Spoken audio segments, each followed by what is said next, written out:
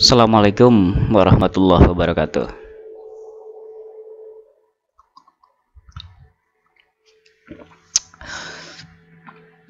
Ya, senang sekali teman-teman semuanya. Pagi ini saya bisa jumpa lagi dengan teman-teman di langsungviral.com.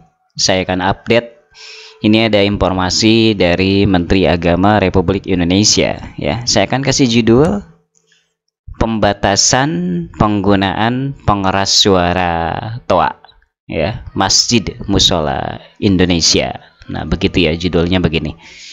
Jadi ini adalah informasi dari Menteri Agama Republik Indonesia. Saya akan membacakan saja ya, karena ini akan konten ini untuk membacakan saja ya. Jadi video ini untuk membacakan saja informasi dari Menteri Agama Republik Indonesia. Kepada yang terhormat Kepala Kantor Wilayah Kementerian Agama Provinsi,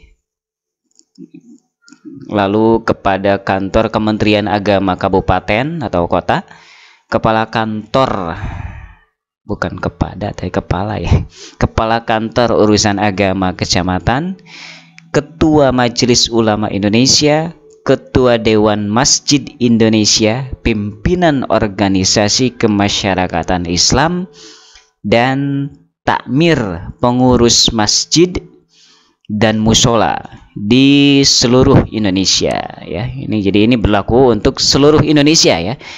Jadi tidak dipilih-pilih wilayah-wilayahnya, karena di sini kan yang terhormatnya begini kan, takmir pengurus masjid dan musola di seluruh Indonesia. Jadi tidak dibeda-bedakan ya, di seluruh Indonesia gitu. Kalau di surat edarannya ya, surat edaran nomor SE.05 tahun 2022 tentang pedoman penggunaan pengeras suara di masjid dan musola. Pendahuluan.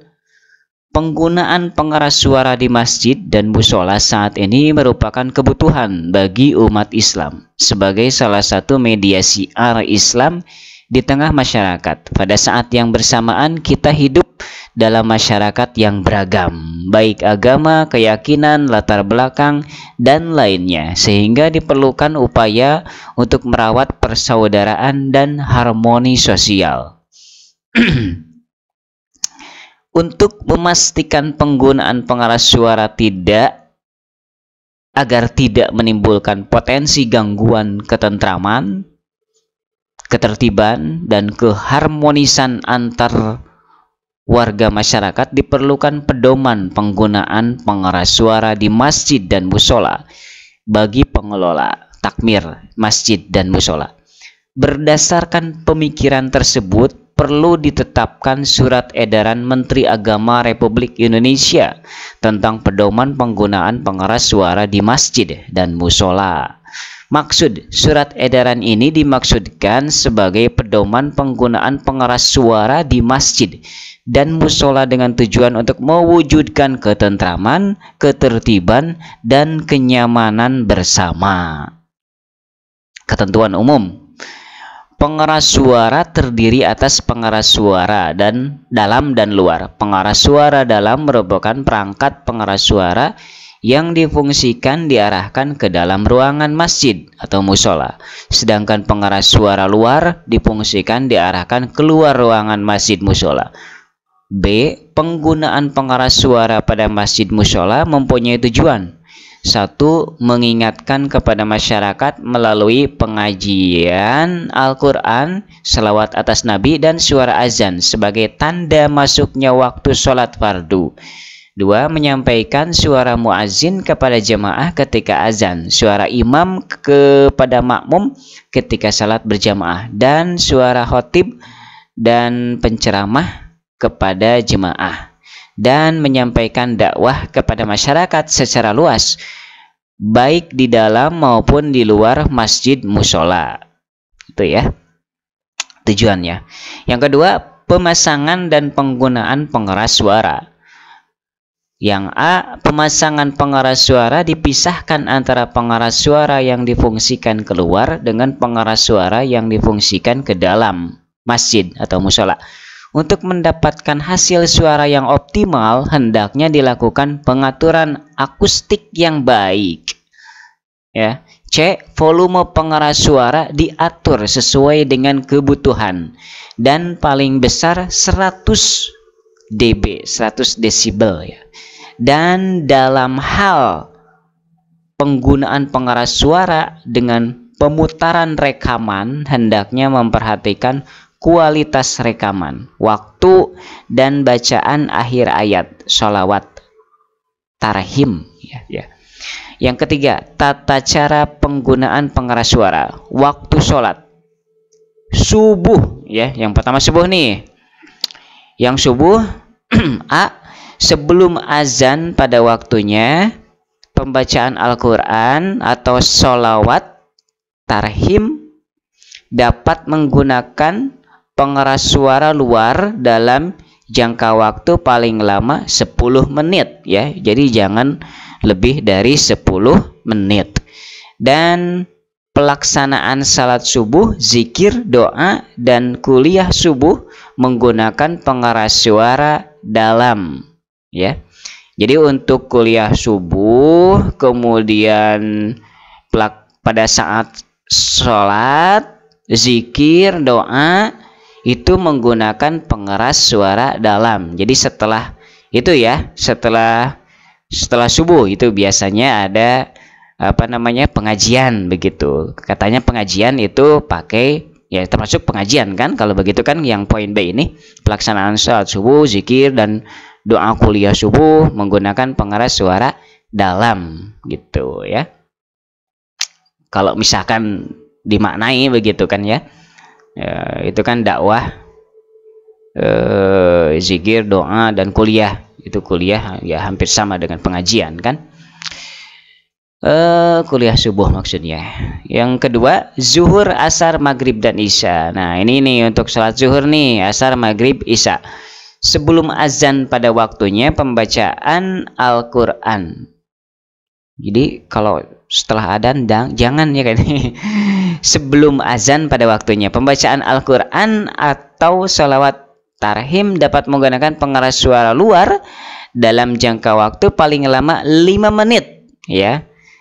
Kalau misalkan subuh itu 10 menit ya teman-teman, kalau subuh nih 10 menit diperbolehkannya.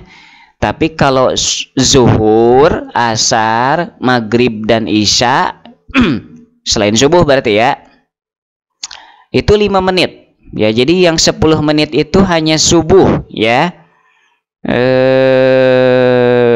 menit katanya gitu. Oke.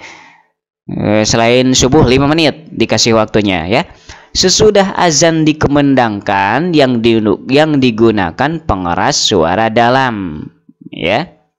Berarti iqomah pengeras suara dalam ya. Qomat itu pengeras suara dalam ya, dikarenakan hanya azan saja yang diperbolehkan menggunakan pengeras suara luar ya. Di sini kan nggak disebutin di sini iqomah pakai pengeras suara dalam atau luar nih ya. Dikarenakan tidak ada disebutkan, berarti qomat pakai pengeras suara dalam ya. Tuh, di sini nggak disebutin soalnya, atau masih menjadi tanda tanya mungkin ya. Karena nggak disebutin di sini iqomah. Terus Jumat ya, ini pelaksanaan pada salat Jumat nih ya. Sebelum azan pada waktunya. Jadi kalau udah azan ya jangan pakai pengeras suara luar. Menurut ini pembacaan Al-Quran atau sholawat tarhim dapat menggunakan pengeras suara luar dalam jangka waktu paling lama 10 menit ya. Jadi ini persis seperti salat itu ya, salat subuh ya, 10 menit katanya gitu.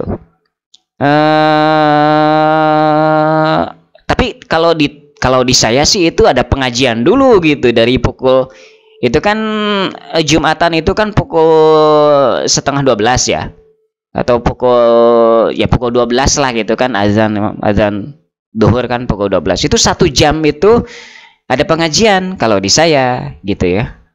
Dan pengajiannya ya ke speaker luar gitu. Berarti nggak boleh ya. Iya nggak boleh berarti ya. Pengajian ke dakwah gitu kan, ke speaker luar kan berarti nggak boleh ya kalau menurut ini ya. Yang B, penyampaian pengumuman mengenai petugas Jumat, hasil infak sedekah, pelaksanaan khutbah Jumat, salat, zikir, doa, termasuk ngaji ya, pengajian gitu, dakwah menggunakan pengeras suara dalam. Ini kalau di saya ini mau mengumumin infak sodako, kemudian ngumumin informasi dari apa? Informasi dari DKM gitu kan. Kemudian apa namanya? Dakwah sebelum salat Jumat itu pakai pengeras suara luar. Berarti sekarang nggak boleh ya. Pakai pengeras suara dalam gitu kalau menurut peraturan ini. Kemudian B, pengumandangan azan menggunakan pengeras suara luar ya gitu ya. C, kegiatan syiar Ramadan, gema takbir Idul Fitri, Idul Adha, dan upacara hari besar. Nih sekarang nih menarik nih. Ini untuk panduan kegiatan syiar Ramadan, gema takbir ya, kayak misalkan apa namanya pesantren kilat gitu kan, termasuk di dalamnya itu kan gema takbir katanya Idul Fitri, Idul Adha, dan upacara hari besar Islam. Berarti upacara hari besar Islam ya kayak Isra Mi'raj ya kan, ya kayak gitu ya. 1. Penggunaan pengeras suara di bulan Ramadan baik dalam pelaksanaan sholat tarawih, ceramah kajian Ramadan, dan tadarus Al-Quran menggunakan pengeras suara dalam. Biasanya pakai pengeras suara luar itu kalau habis tarawih itu, iya apalagi di kampung saya tuh pengeras suara luar itu ya, wah rame gitu. Sekarang nggak boleh ya, nggak boleh itu tadarus Al-Quran menggunakan pengeras suara luar, itu nggak boleh ya. Dilarang itu pakai pengeras suara dalam kalau menurut peraturan ini. Kemudian yang kedua, takbir pada tanggal 1 Syawal 10 Zulhijjah di masjid atau musola dapat dilakukan dengan menggunakan pengeras suara luar sampai dengan pukul 22 waktu setempat, dan dapat dilanjutkan dengan pengeras suara dalam ya. Jadi teman-teman, takbir itu menurut ini ya, takbiran nih itu biasanya kan pakai pengeras suara luar itu sampai dengan itu ya, sampai dengan subuh ya, sampai dengan sampai subuh lah. Ini nggak boleh ya, dilarang. Itu kalau menurut peraturan ini ya, itu sampai dengan pukul 10 ya. Jadi dari maghrib, berarti ya dari maghrib sampai dengan pukul 10, karena dari pukul 10 mengganggu ya, mungkin ya, ini kan pada intinya kan mengganggu ketertiban katanya gitu kan. Jadi sampai dengan pukul 10 tuh gitu ya. Oke. Habis pukul 10 pakai pengeras suara dalam masjid tersebut gitu. Ini menurut ini, saya hanya membacakan ya. Yang ketiga, pelaksanaan salat Idul Fitri, Idul Adha, dan Idul Adha dapat dilakukan dengan menggunakan pengeras suara luar. Oke, itu ya. Takbir Idul Adha di hari tasyrik tanggal 11 sampai dengan 13 Zulhijjah dapat dikumandangkan dengan pelaksanaan salat rawatib secara berturut-turut dengan menggunakan pengeras suara dalam. Nomor 5, upacara peringatan Hari Besar Islam atau pengajian menggunakan pengeras suara dalam, kecuali apabila pengunjung tabligh melimpah keluar karena masjid musola dapat menggunakan pengeras suara luar. Allah. Ini kebanyakan yang itu tuh, yang apa namanya, yang pengajian mingguan, pengajian bulanan, ya hampir di mana-mana menggunakan pengeras suara luar. Itu nggak boleh, kalau sekarang nggak boleh ya. Itu harus menggunakan pengeras suara dalam gitu. Pengajian begitu ya. Pengajian mingguan, pengajian bulanan, pengajian ibu-ibu bulanan itu kan. Itu di Jawa Barat banyak gitu ya, di pengajian bulanan ibu-ibu yang Nahdlatul Ulama gitu kan.